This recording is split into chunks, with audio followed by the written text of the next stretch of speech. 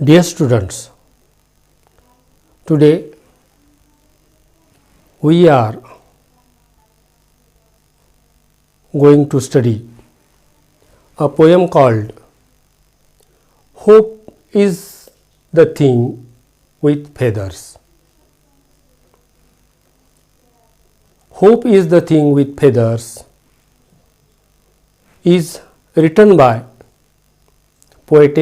American poetess Emily Dickinson.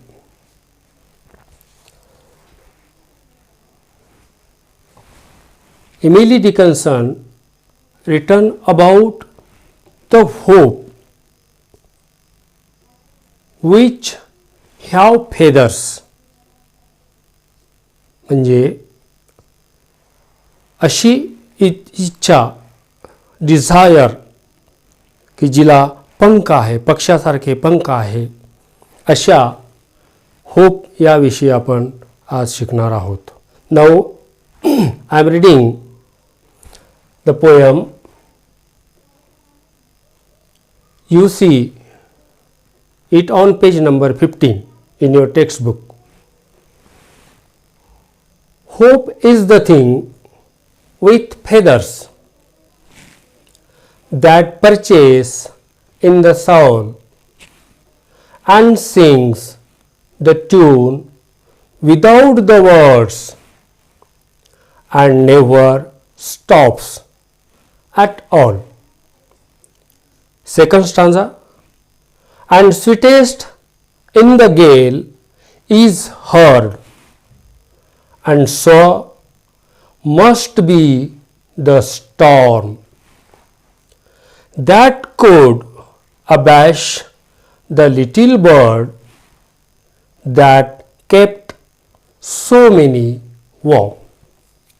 Stanza number 3. I've heard it in the chillest land and on the strangest sea, yet never in extremity it ask a crumb of me. The poem is written by poetess Emily Dickinson. Now I am going to explain the poem. You carefully listen to it and understand it. Hope is the thing with feathers. म्हणजे hope ही गोष्ट पंख असलेल्या पक्षासारखी आहे. थोडक्यात hope म्हणजे पक्षी असं गृहीत धरू. Hope is the thing with feathers. हा पक्षी आशेचा पक्षी. That perches in the soul. आपल्या आत्म्यामध्ये वसलेला आहे, त्याने घर केलेलं आहे. And sings the tune. आणि तो गाणं गातो आहे. Without the words. शब्द नसलेलं गाणं तो गात आहे. And never stops at all. आणि कुठल्याही परिस्थितीमध्ये आशेचं गाणं तो थांबवत नाही. Second stanza. And sweetest. अगदी सुमधुर गाणं. In the gale is heard. खूप अशा वादळामध्ये ते गाणं, स्वीटेस्ट गाणं ऐकायला येतं. अँड सोर मस्ट बी द स्टॉर्म. वादळामुळे तो पक्षी थोडा त्याला दुःख होतं, त्याला वेदना होतात. दॅट कुड अबॅश द लिटिल बर्ड. त्याला थोडं, त्या पक्षाला थोडं अस्वस्थही होतं. But that kept so many warm. परंतु त्याच्याकडे कम्फर्ट आहे, दिलासा आहे, म्हणून त्याला ती गोष्ट त्याचा पाठपुरावा करायला भाग पाडते. Third stanza. You heard it in the chillest land. कवयित्री एमिली डिकन्सन म्हणते की खूप अशा डिफिकल्ट सिच्युएशनमध्ये मी सुद्धा ते गीत, आशेचं गीत, आशेच्या पक्षाचं गीत ऐकलेलं आहे.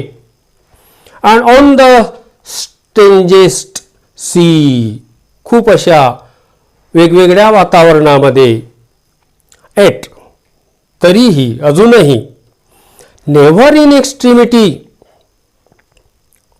Never in extremity it ask a crumb of मी. त्याच्या बदल्यामध्ये मला कुठल्याही छोट्याशा वस्तूसाठी सुद्धा विचारलं गेलं नाही, माझ्याकडून छोटीशी गोष्टसुद्धा मागितल्या गेली नाही. Now see the appreciation, how to appreciate the poem. There will be first point of title. Title of the poem is given here. Hope is the thing with feathers.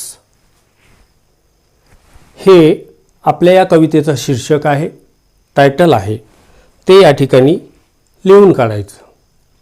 Second one is poet और poetess. Poetess कवितेच्या खाली कवीचं किंवा कवयित्रीचं नाव दिलेलं असतं. ते नाव या ठिकाणी second पॉईंटला लिहायचं. Emily Dickinson.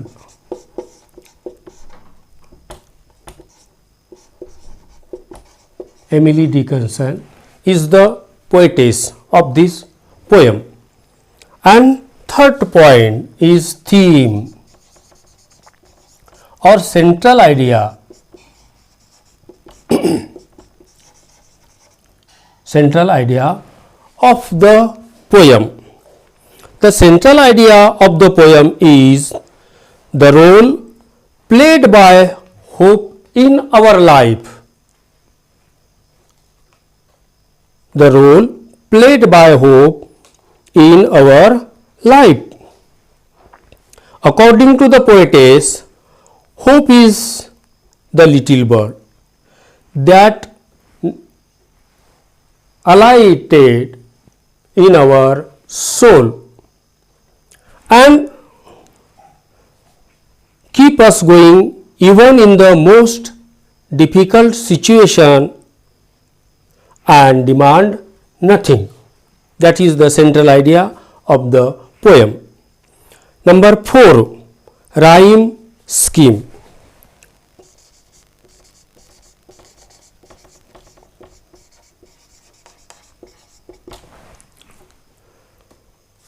Rhyme scheme. Rhyme scheme पाहत असताना आपल्याला दोन गोष्टी लक्षात येतील की रायमिंग पेयर्स आणि राईम स्कीम ही वेगवेगळी आहे. रायमिंग पेयर्स दोन शब्दांच्या शेवटचा उच्चार सारखा सारखा येणे म्हणजे रायमिंग पेयर्स. इथे feathers and words, soul and all, soul and all. इथे feathers A, याची जोडी वर्ड्स बी. soul A च्या नंतर इथे बी येईल आणि इथे बी च्या नंतर सी येईल. म्हणजे ए ची एक जोडी आणि बी ची एक जोडी. ए हा याची जोडी बनते म्हणून हे ए आणि सोल आणि ऑल बी. म्हणजे आपली रायमिंग स्कीम पहिल्या स्टांजाची ए बी अशी होईल. दुसऱ्या कडव्यामध्ये सुद्धा तसंच आहे. हर्ड ए, बर्ड ए. इथे ए च्या नंतर बी येईल. स्टॉर्म, याची जोडी स्टॉर्म वॉर्म बी. म्हणजे इथे सुद्धा ए बी दुसऱ्या कडव्याचे राईम स्कीम. परंतु तिसऱ्या कडव्यामध्ये मात्र लँड ए याच्यासोबत दुसरं नाही म्हणून इथे बी. C B. Extremity A B. A B इथे C येईल, B च्या नंतर C येईल. इथे फक्त बी बीची जोडी राईम पेअर आहे म्हणून इथे बी बी याला येईल आणि तिसऱ्या कडव्याची राईम स्कीम जी असेल ती ABCB अशी असेल. ही rhyming scheme. Number 5 figures of speech.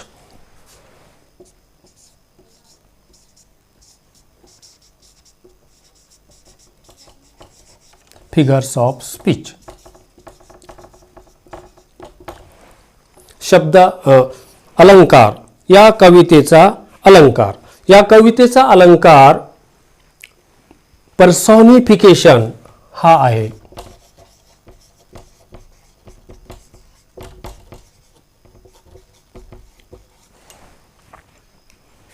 याचं उत्तर फक्त पर्सॉनिफिकेशन एवढं लिहिलं तरी चालतं, परंतु डिटेलमध्ये जर जायचंच असेल, पर्सॉनिफिकेशन कशाचं पर्सॉनिफिकेशन आहे तर होप हा शब्द नॉन लिव्हिंग थिंग आहे. होप हा शब्द नॉन लिव्हिंग थिंग आहे, परंतु मनुष्य गुणोक्ती. पर्सॉनिफिकेशन म्हणजे मनुष्य गुणोक्ती. Sings the tune. गाणे गाणे गीत गाणे हा जो गुण आहे मनुष्याचा तो या नॉन लिव्हिंग थिंगला दिलेला असल्यामुळे या ठिकाणी पर्सॉनिफिकेशन हे फिगर्स ऑफ स्पीच या कवितेचा होईल. 6th point is special features of the poem.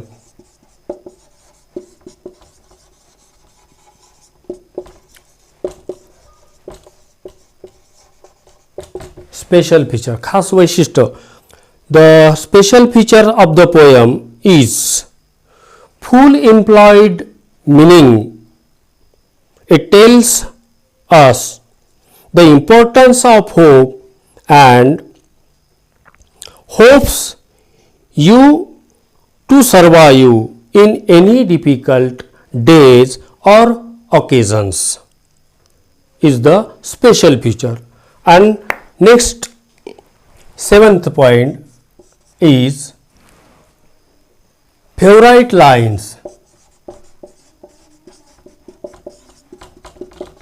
Favourite lines म्हणजे तुम्हाला कोणती ओळ याच्यामधली जास्त आवडली. याच्यासाठी खास असं काही कोणती ओळ आवडली याचं काही तसं काही खास वैशिष्ट्य राहत नाही. तुम्हाला जी ओळ आवडलेली असेल ती ओळ या ठिकाणी लिहून टाकायची. For example, and sweetest in the gale is heard and sore must be the storm. ही पण ओळ लिहिली चालेल. किंवा and sings the tune without the words and never stop at all. ही पण लिहिलेली चालेल. अँड लास्ट पॉईंट, शेवटचा मुद्दा आपल्याला लिहायचा असतो. Why I like the poem. Why I like the poem. ती कविता मला का आवडली. I like the poem for its positive message.